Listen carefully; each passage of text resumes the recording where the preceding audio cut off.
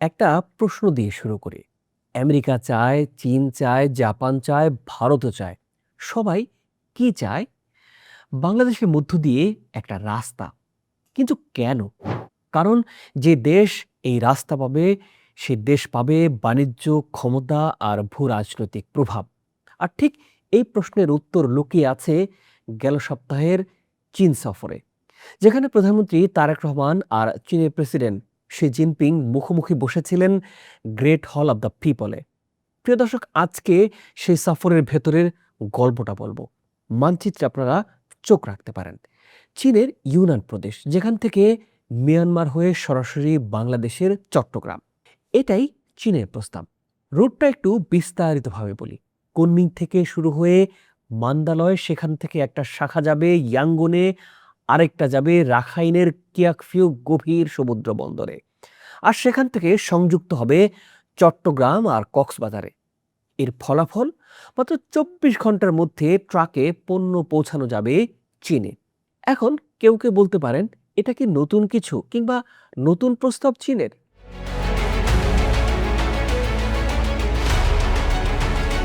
আসলে উত্তর হলো না। প্রায় ১.৫ দশক আগে বিসিআইএম করিডোরের কথা উঠেছিল, বাংলাদেশ, চীন, ভারত আর মিয়ানমার মিলে। কিন্তু ভারতের আপত্তিতে সেটা আটকে গিয়েছিল। এবার ভারতকে সমীকরণের বাইরে রেখে নতুন করে সামনে এসেছে এই প্রস্তাবটা। স্বাভাবিকভাবেই ভারতীয় গণমাধ্যম এটাকে শুধু দুই দেশের কূটনৈতিক সফর হিসেবেই দেখেনি। তারা দেখছে দক্ষিণ এশিয়ার শক্তির ভারসাম্য পাল্টে যাওয়ার একটা সম্ভাব্য শুরু হিসেবেই। বাংলাদেশের জন্য এই করিডোরের মানেটা আসলে কি? চট্টগ্রাম আর মংলা বন্দর পরিণত হতে পারে আঞ্চলিক বাণিজ্যের কেন্দ্রবিন্দুতে। নতুন বিনিয়োগ আসতে পারে লজিস্টিক আর শিল্প খাতে। তবে একটা বড় বাধা আছে। মিয়ানমারে এখনো সংঘাত চলছে। সেটা না থামলে এই করিডোর কাগজেই থাকবে। এই প্রকল্পকে আপনি কিভাবে দেখছেন? নিছক একটা রাস্তা, নাকি পুরো অঞ্চলের বাণিজ্যিক মানচিত্র বদলে দেওয়ার প্রথম পদক্ষেপ? প্রিয় দর্শক, বাংলাদেশে বুলেট ট্রেন চালুর কোনো চূড়ান্ত অনুমোদন এখনো হয়নি। কিন্তু আলোচনাটা এখন আগের চাইতে অনেক বেশি গুরুত্বপূর্ণ জায়গায় পৌঁছে গেছে। হাই স্পিড রেল কোনো সাধারণ ট্রেন নয়, ঘন্টায় ২৫০ থেকে ৩৫০ কিলোমিটার গতিতে চলে। এজন্য আলাদা রেলপথ, অত্যাধুনিক প্রযুক্তি আর বিশাল বিদ্যুৎ অবকাঠামো লাগে। চীন এই প্রযুক্তিতে এখন বিশ্বের শীর্ষে অবস্থান করছে। মাত্র ২ দশকে পৃথিবীর দীর্ঘতম হাই স্পিড রেল নেটওয়ার্ক তৈরি করে ফেলেছে তারা। এই সফরে তারেক রহমানকে দালিয়ান থেকে বেইজিং নিয়ে গেছে সেই ট্রেনে করেই, ৮৫০ কিলোমিটারের পথ। একটু ভাবুন, ঢাকা থেকে চট্টগ্রামের দূরত্ব কতটাই? মাত্র ২৪৫ কিলোমিটার। হাই স্পিড ট্রেনে সেটা ১ ঘন্টারও কম সময়, অর্থাৎ ১ ঘন্টার কম সময়ে ঢাকা থেকে চট্টগ্রামে পৌঁছানো যাবে। সম্ভাব্য রুট হিসেবে সবচাইতে বেশি কথা হচ্ছে ঢাকা চট্টগ্রাম নিয়ে। কারণ এটাই দেশের প্রধান অর্থনৈতিক করিডোর। দীর্ঘমেয়াদে ঢাকা রাজশাহী, ঢাকা খুলনা রুটের কথাও আলোচনায় আছে।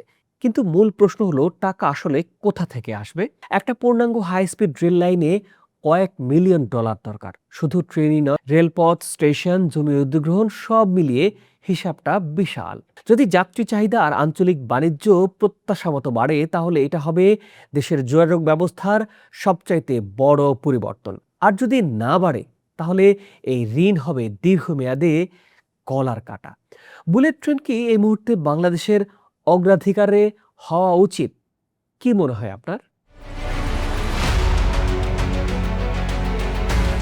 প্রিয় দর্শক, এই সফরের সবচাইতে কম আলোচিত কিন্তু সবচাইতে গুরুত্বপূর্ণ বিষয় এখন আপনাদের সামনে বলবো আমি।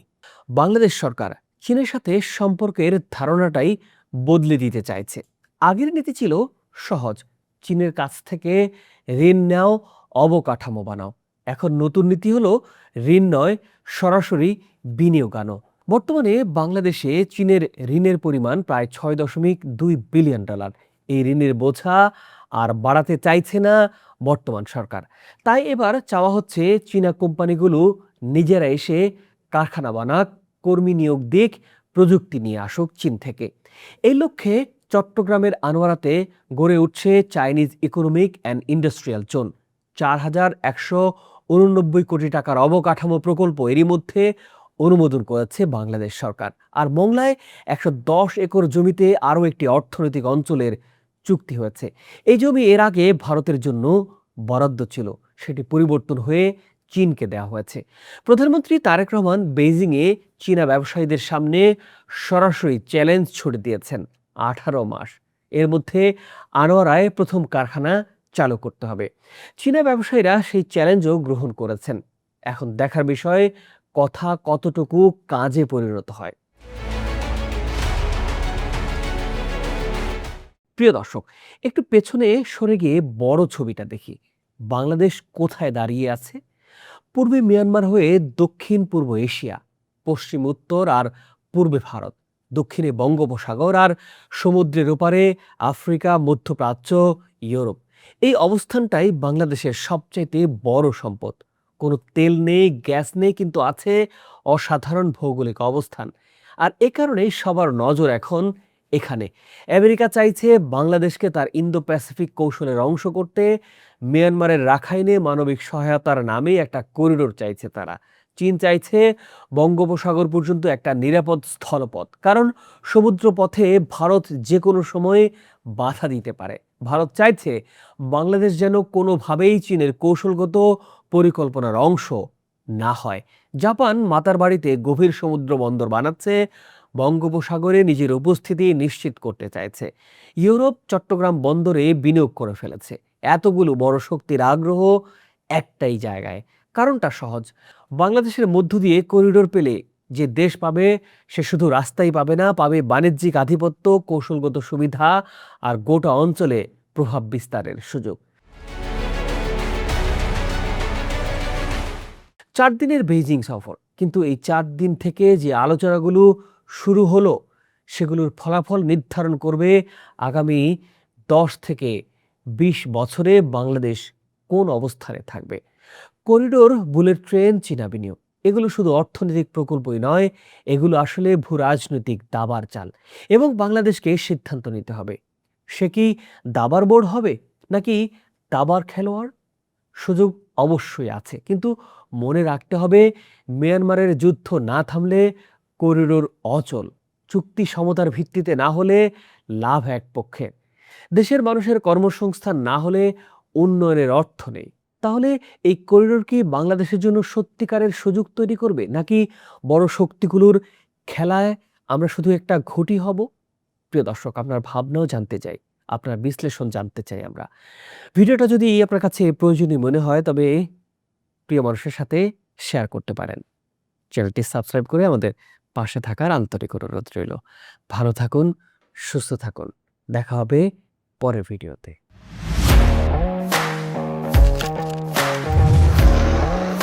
প্রফেশনাল স্টুডিও খুঁজছেন? ঢাকার প্রাইম লোকেশন নয়াপল্টনে দেশ সমাচার স্টুডিও আপনার কন্টেন্ট প্রোডাকশনের নির্ভরযোগ্য ঠিকানা। এখানে পাবেন 4K ক্যামেরায় মাল্টি অ্যাঙ্গেল রেকর্ডিং, আছে গ্রিন ও ব্ল্যাক স্ক্রিন সেটআপ, উন্নত মানের মাইক্রোফোন ও sound proof voice over booth. আপনার পছন্দ মতো স্টুডিও ডিজাইন করার সুযোগও থাকছে। Hazrat Shahjalal news content, talk show, interview বা পডকাস্ট, যা কিছুই করেন এখানে পাবেন প্রফেশনাল সেটআপ আর ফুল এডিটিং সাপোর্ট। আপনার চাহিদা অনুযায়ী বুক করতে পারেন আজই। কল কিংবা হোয়াটসঅ্যাপ করুন এই নাম্বারে 01-720-210657। ভিজিট করুন আমাদের ওয়েবসাইট ও ফেসবুক পেজ।